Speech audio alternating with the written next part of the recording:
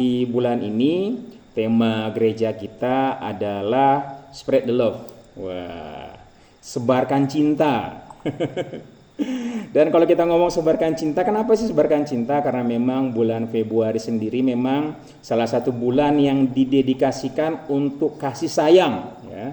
Makanya kita setiap bulan Februari itu ada event Valentine, ya, di mana semua orang berusaha untuk memberi yang terbaik buat orang-orang sekitarnya. Yang suami kasih surprise kepada istrinya, memberi yang terbaik, ya.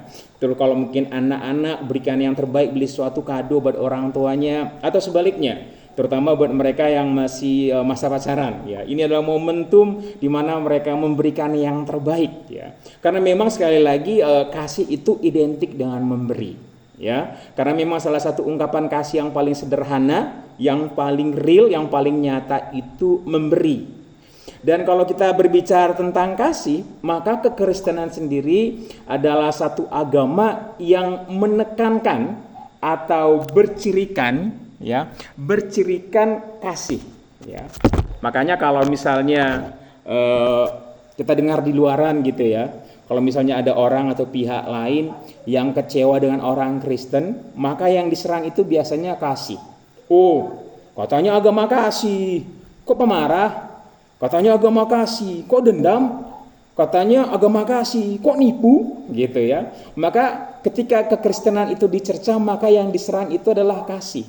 Atau sebaliknya, apabila orang Kristen melakukan sesuatu yang benar, menghidupi kebenaran firman Tuhan, maka orang-orang di luar kekristenan akan ngomong, ya wajar, dia baik, dia kan Kristen, Kristen itu kan kasih, gitu, ya. Jadi memang kekristenan itu sangat identik dengan kasih, ya. Jadi kalau bisa dibilang Februari, ya, adalah bulan Kristen. Jadi tidak hanya tentang Natal, tentang bulan Kristen, tapi Februari pun bisa dibilang bulan Kristen karena itu bulan kasih, ya. Dalam Yohanes 3 ayat 16 yang menjadi dasar kekristenan kita juga itu berbicara dengan kasih. Yohanes 3 ayat 16 berkata demikian, karena begitu besar kasih Allah akan dunia ini sehingga ia mengaruniakan anaknya yang tunggal supaya setiap orang yang percaya kepadanya tidak binasa melainkan beroleh hidup yang kekal. Jadi kekristenan dan kasih itu adalah satu hal yang sangat erat. Kasih tidak bisa dilepaskan dari kekristenan. Di Matius 22 ayat 37 sampai dengan 40, Yesus itu menyederhanakan Alkitab yang begitu tebalnya hanya dalam dua kategori, ya. Di Matius 22 ayat 3 ayat 7 sampai dengan 40, Yesus berkata demikian. Jawab Yesus kepadanya, kasihilah Tuhan Allahmu dengan segenap hatimu dan dengan segenap jiwamu dan dengan segenap akal budimu. Itulah hukum yang terutama dan yang utama. Dan hukum yang kedua yang sama dengan itu ialah kasihilah sesama manusia seperti dirimu sendiri. Pada kedua hukum inilah tergantung segala hukum Taurat dan kitab para nabi. Jadi kasih dan kekristenan adalah satu yang tidak bisa dipisahkan. Jadi kalau misalnya pada bulan Februari ketika tema kita spread the love, ya, atau sebarkan cinta, bagaimana kalau misalnya kita bilang bahwa Februari juga tidak hanya berbicara tentang sebarkan cinta, tapi juga berbicara bagaimana kita menyebarkan Injil, karena kasih itu adalah Injil itu sendiri. Bapak dan Ibu, di dalam kehidupan kita saat ini gitu, ya, seringkali kita hidup itu menghidupi kebenaran firman Tuhan itu hanya pada hukum yang kedua, bagaimana kita mengasihi sesama kita manusia. Tapi kita lupa bagaimana menghidupi hukum yang pertama. Kenapa kita suka sekali atau terbiasa, atau mungkin banyak gereja sekarang yang khusus memfokuskan untuk menghidupi hukum yang kedua, bagaimana kita mengasihi manusia. Karena memang mengasihi manusia atau kebaikan itu adalah satu bahasa yang paling universal yang bisa diterima oleh semua orang, ya.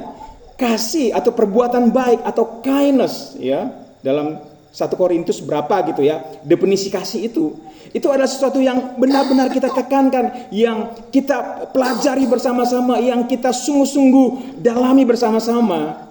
Karena memang sekali lagi kasih atau kebaikan atau kindness adalah sesuatu bahasa yang dimengerti, yang diminati oleh semua orang.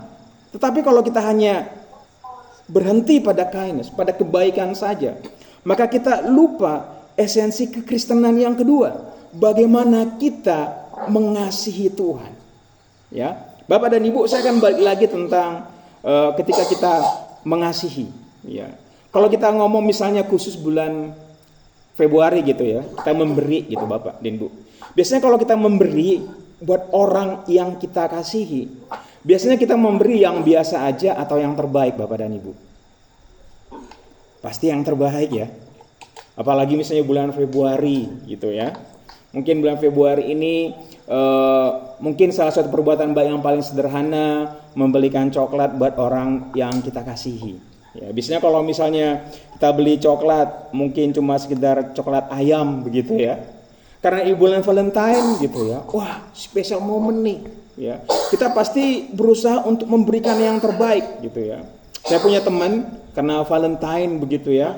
Dia nabung jauh-jauh hari, dia beli coklat yang paling baik. Waktu itu masih zaman ya di Indomaret. Ada coklat Bapak dan Ibu masih ingat? Silver Queen yang besar gitu ya. Dia nabung untuk itu diberikan kepada pasangannya. Dan kenapa diberikan itu? Karena memberikan yang terbaik. Ya. Memberikan yang terbaik. Kita melakukan sesuatu untuk melakukan yang terbaik buat pasangan kita. Tapi tahukah Bapak dan Ibu pada sore hari ini gitu ya, kita tidak hanya memberikan yang terbaik dari sesuatu yang bisa dimengerti oleh manusia, yaitu kebaikan, yaitu pemberian benda-benda atau sesuatu yang bisa dinikmati oleh orang lain pada saat itu juga gitu ya. Karena segala sesuatu, entah itu kebaikan, entah benda-benda yang kita berikan kepada orang kita kasih, itu terbatas, hanya sifatnya sementara saja.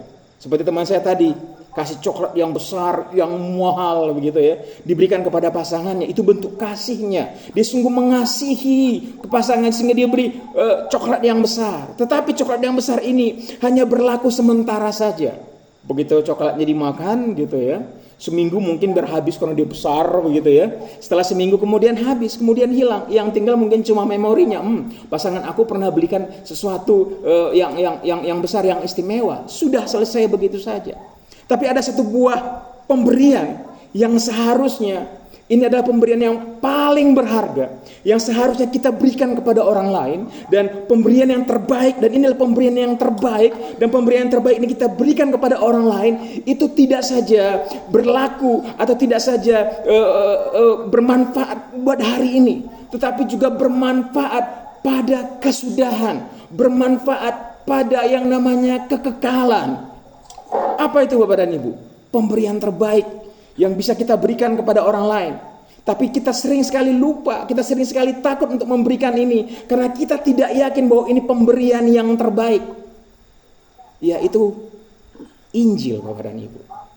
Ya Bapak dan Ibu, hari ini mungkin nanti di materi berikutnya pemateri yang lain atau hamba Tuhan yang lain akan membahas kasih tentang agape, tentang storge ya. Tapi pada hari ini izinkan saya untuk membagikan apa menjadi perenungan saya. Selama ini saya selalu berasa bersukacita ketika saya bisa berbuat baik kepada orang. Saya merasa saya telah melakukan kasih ketika saya memberikan benda pemberian kepada orang lain. Tapi saya sering sekali lupa, abai pada hukum yang kedua. Bagaimana saya memberikan kebenaran yang menyelamatkan orang lain. Apa itu pemberian? Yang tidak hanya bermanfaat buat hari ini, buat manusia, tapi juga bermanfaat bagi kekekalan. Pemberian yang tidak hanya menyenangkan hati manusia, yang tidak hanya berkenan, tapi juga berkenan buat Allah. Yaitu Injil. Ya. Yaitu Injil. Dalam Matius 28 ayat 19 sampai dengan 20, ketika Tuhan Yesus akan naik ke surga, Dia memberikan satu buah perintah buat kita orang Kristen, buat kita yang percaya dan mengakui Yesus, yang menerima anugerah keselamatan. Sebuah perintah. Demikian. Matius 28, 19-20 saya bacakan buat Bapak dan Ibu. Karena itu pergilah, jadikanlah seluruh bangsa muridku, dan baptislah mereka dalam nama Bapa dan Anak dan Roh Kudus. Dan ajarlah mereka melakukan segala sesuatu yang telah kuperintahkan kepadamu. Dan ketahuilah, aku menyertai kamu senantiasa sampai pada akhir zaman. Bapak dan Ibu, pemberian yang terbaik pada bulan Februari ini, kita mungkin bisa saja memberi pemberian yang terbaik berupa benda. Atau mungkin kita bisa melakukan hal-hal baik, kindness, doing kebaikan. Tapi kekristenan tidak hanya cukup sampai di situ saja. Kalau kita ngomong tentang kebaikan Bapak dan Ibu, semua agama di dunia mengajarkan kebaikan. Betul? Semua agama di dunia mengajarkan moralitas, moral yang baik. Bahkan orang yang tidak beragama, ateis sekalipun, memiliki prinsip dalam kehidupannya bagaimana untuk berbuat baik, bagaimana memiliki moral yang benar. Ya, Bapak dan Ibu, beberapa minggu yang lalu gitu ya, saya menonton satu buah survei. Saya tidak tahu ini survei real beneran atau cuma sekedar konten gitu ya. Diceritakan bahwa 10 negara dengan indeks korupsi terendah atau bisa dibilang dengan moralitas yang baik gitu. Sangat mengejutkan. Top 5 negara yang memiliki moral yang baik, memiliki akhlak begitu ya, di kita orang Indonesia gitu. Ternyata 5 negara ini adalah 5 negara yang bisa dibilang paling sekuler, yang dimana di dalam negara ini ada begitu banyak orang-orang yang tidak beragama, ya. Oleh karena itu Bapak dan Ibu, kalau kebaikan atau misalnya kita menerjemahkan kasih hanya dalam bentuk kebaikan, memberikan kebaikan, doing atau giving kindness buat orang-orang, maka kita tidak lebih daripada orang-orang agama di luar sana. Kita tidak lebih daripada ateis, karena ateis pun senang berbuat baik. Ateis pun percaya bahwa moralitas itu menjamin satu buah negara berjalan dengan baik. Moralitas akan menjaga bagaimana masyarakat berjalan dengan baik. Pada hari ini Bapak dan Ibu, izinkan saya membagi perenungan saya bagaimana kita tidak hidup untuk melakukan kebaikan, untuk enggak sekedar doing kindness buat orang-orang, atau memberikan pemberian benda-benda yang menyenangkan pasangan kita, yang menyenangkan orang tua, benda-benda yang menolong kehidupan orang-orang sekitar kita pada saat ini. Tidak itu saja. Saya tidak bilang bahwa itu tidak penting. Itu penting. Kalau kita baca, kasih adalah murah hati, memberi, rendah hati. Ada begitu banyak definisi kasih yang bisa kita temukan di 1 Korintus 14. Dan itu semuanya sama, atau semua agama itu menerima, menginginkan itu. Tapi kekristenan lebih daripada itu. Yesus mau kita pada hari ini tidak saja membagikan kindness, membagikan kebaikan, membagikan pemberian-pemberian yang terbaik buat orang-orang sekitar kita. Pada hari ini Tuhan Yesus ingin membagikan cintanya buat dunia. Apa cintanya Tuhan Yesus buat dunia? Ketika dia, di Yohanes 3:16, dia datang ke dunia, dia mati untuk kita, menebus dosa kita dan menyelamatkan kita. Itulah pemberian yang terbaik yang seharusnya kita juga berikan kepada orang lain pada bulan Februari atau pada bulan kasih sayang ini. Bapak dan Ibu, melakukan kebaikan, doing kindness, adalah sesuatu yang seharusnya menjadi ciri khas kita orang Kristen. Tapi tidak cuma sekedar itu saja. Ada tanggung jawab kedua yang suka sekali kita lupa, yaitu bagaimana kita menyebarkan Injil. Bagaimana kita menginjil kepada orang-orang sekitar kita. Karena itulah amanat agung. Itulah perintah yang Tuhan Yesus berikan sebelum dia naik ke surga. Tapi Bapak dan Ibu, kalau berbicara tentang melakukan atau memberitakan Injil, itu adalah satu buah tugas. Dan kalau kita berbicara tugas, itu adalah sesuatu yang berat. Betul ya? Bapak dan Ibu, saya pribadi sudah sangat lama pelayanan. Ya, saya juga pernah menjadi full timer lama. Saya pegang komunitas lama gitu ya. Tapi jujur saya cuma terbatas dalam bagaimana memelihara komunitas gitu ya. Berusaha mengusahakan diri menjadi orang yang baik, menjadikan orang yang bijaksana, menjawab kebutuhan orang lain.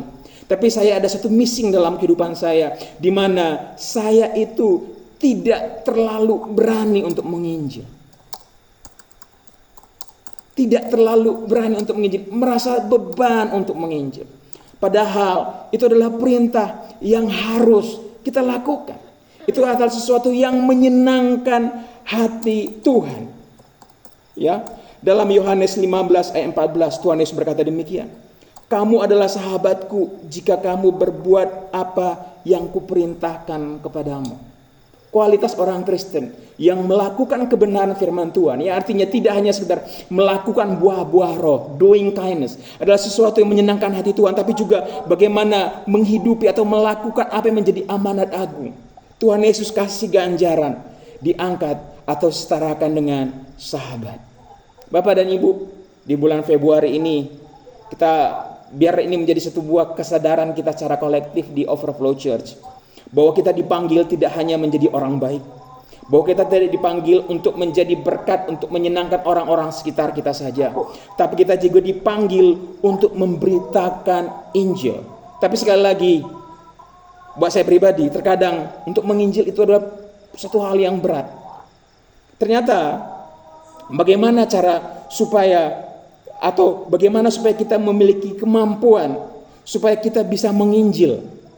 Karena sekali lagi, apabila kita menginjil atau melakukan melakukan amanat agung sebatas tugas, maka itu harus diakui sangat berat tuh. Sangat berat Bapak dan Ibu. Sangat berat. Ya, saya harus akui itu sangat berat. Nah, oleh karena itu bagaimana supaya itu menjadi satu hal yang bisa menjadi satu hal yang otomatis. Apa yang kita harus lakukan, ya? Dalam Yohanes 15 ayat 5, Yesus mengatakan demikian. Akulah pokok anggur dan kamulah ranting-rantingnya. Barang siapa tinggal di dalam aku dan aku di dalam dia, ia berbuah banyak. Sebab di luar aku kamu tidak dapat berbuat apa-apa. Ya. Sekali lagi saya ulangi, Yohanes 15 ayat 5. Akulah pokok anggur dan kamulah ranting-rantingnya. Barang siapa tinggal di dalam aku dan aku di dalam dia, ia berbuat banyak. Sebab di luar aku kamu tidak dapat berbuat apa-apa. Bapak dan Ibu, bagaimana menjadikan Injil adalah sesuatu hal yang bisa kita lakukan tidak hanya sebagai tugas saja. Karena apabila kita mengerjakan segala sesuatu sebagai tugas, ada dua hal yang terjadi Bapak dan Ibu. Kalau kita melakukan sesuatu itu karena tugas. Yang pertama, berat melakukannya, butuh effort lebih. Terus yang kedua, kita melakukannya sekedar requirement, ya. Kita yang pernah duduk di bangku sekolah atau di akademi, ya, ketika dapat tugas gitu. Dan apabila tugas itu kita lakukan sebagai tugas gitu ya, maka kita pasti melakukannya sebatas untuk sekedar memenuhi requirement. Udah selesai. Ya, misalnya bikin ini, kita melakukan itu sekedar melakukan itu saja. Jadi kita tidak mendalami. Begitu juga menginjil ada suatu hal yang sangat berat sekali. Apabila kita menginjil atau menyebarkan Injil hanya sebatas tugas. Kenapa kamu menginjil? Ya amanat agung. Matius 18 ayat 20. Kita diwajibkan. Itu sangat berat. Tapi yang Tuhan Yesus mau adalah menginjil ada sesuatu yang keluar secara otomatis dalam kehidupan kita. Dan satu-satu caranya untuk bisa menginjil, atau satu-satunya caranya supaya hidup kita dipenuhi oleh kasih. Kita mampu doing kindness kepada orang-orang tanpa merasa letih, tanpa merasa dimanfaatkan, tanpa merasa bahwa apa yang kita lakukan sia-sia, tanpa merasa namanya burn out karena melakukan kebaikan buat orang lain tapi orang lain tidak menghargai kita sehingga kita kecewa. Atau melakukan kasih, kita menyebarkan Injil tapi kita penuh dengan intimidasi, kita penuh dengan ketakutan. Satu-satunya cara yang kita bisa lakukan adalah Yohanes 5 ayat 5. Bagaimana kita menyatu dengan Tuhan, bagaimana kita melekat dengan Tuhan. Oleh karena itu satu lagu yang belakangan ini populer, ini lagu yang sangat powerful sekali, ya. Ku terhubung denganmu, selalu melekat di hatimu. Yesus bilang, kalau kita tidak tinggal dalam Tuhan, ya, kita tidak bisa melakukan kebaikan, doing kindness. Dan enggak cuma itu, kalau kita tidak tinggal di dalam Tuhan, maka menginjil adalah suatu pekerjaan yang berat karena itu berorientasi atau bersifat tugas. Tapi bila kita tinggal di dalam Tuhan, bergaul dengan Tuhan, maka sesungguhnya menyebarkan Injil adalah sesuatu hal yang menyenangkan. Kenapa? Karena kita bisa menghargai Injil. Injil itu adalah hatinya Tuhan buat manusia. Injil itu adalah hatinya Tuhan untuk manusia. Di mana ketika orang menerima Injil, manusia itu memperoleh keselamatan. Dan Tuhan ingin bahwa setiap manusia itu memperoleh keselamatan. Dan keselamatan itu hanya didapatkan di dalam Injil, Bapak dan Ibu. Dan saya mau, dan ini menjadi kerinduan saya secara pribadi. Dan saya berharap ini menjadi kerinduan kita secara kolektif, secara komunal di Overflow Church. Di mana kita memaknai kasih tidak hanya doing kindness, melakukan hal yang baik. Tapi kasih juga bagaimana kita memberitakan Injil buat orang-orang sekitar kita. So, seperti tema gereja kita pada bulan Februari, spread the love. Mungkin bisa kita maknai juga spread the gospel. Bagaimana kita memberitakan Injil buat orang-orang sekitar kita. Karena Injil adalah hatinya Tuhan. Injil adalah karya keselamatan yang Tuhan janjikan buat semua umat manusia. Injil adalah hal yang terbaik. Hal yang terbaik yang Tuhan lakukan buat manusia. Dan kalau kita sungguh-sungguh mengasihi orang-orang sekitar kita, kita melakukan hal terbaik, betul?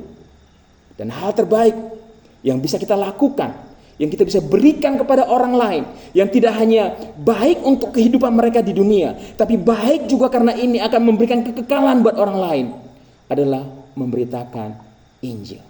Puji nama Tuhan, saya tidak berpanjang-panjang. Saya berharap ini menjadi perenungan kita bersama-sama, bagaimana kita tidak hanya hidup melakukan kebaikan-kebaikan, karena semua agama di dunia memberikan kebaikan-kebaikan, mengajarkan kebaikan-kebaikan, mengajarkan moralitas yang baik.